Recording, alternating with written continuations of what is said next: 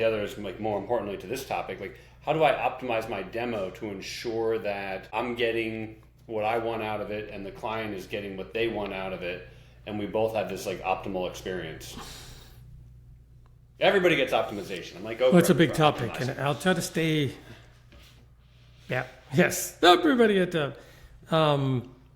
First, I think there's a deep dive we need to do it, but I'll say that, more of a high level comment about this one. You want to make sure that your sales process is 100% designed to support the buying journey that the customer has to go through. So whatever stages you got to make sure that what's happening there and what you're planning to do is there to support their journey.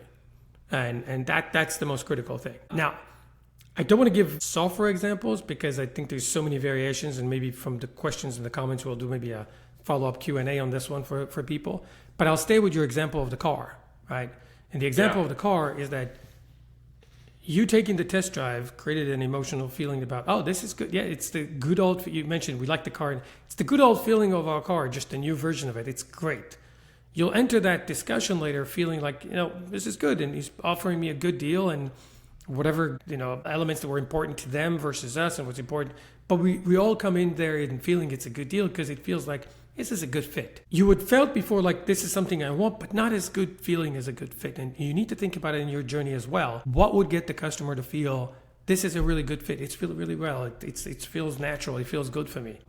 That there's risk that they're trying to mitigate, especially as they get towards the end. On a high level, they're really trying to make sure that it's going to work and that they're going to be using it. But it's too superficial for what really we have to go through to talk about what needs to happen in the buying journey. But to your question, I think the critical thing for you, your sales process needs to think about every step they need to do and how do I make sure that they go through it. And don't skip any steps.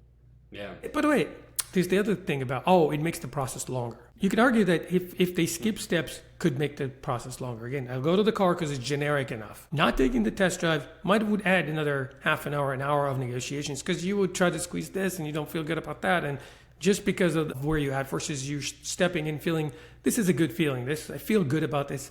It's what we like. You enter in a very different mindset, in a different position. So your belief is that people should slow down to speed up and maybe not be so hasty to kill the demo, maybe to embrace the demo but optimize it.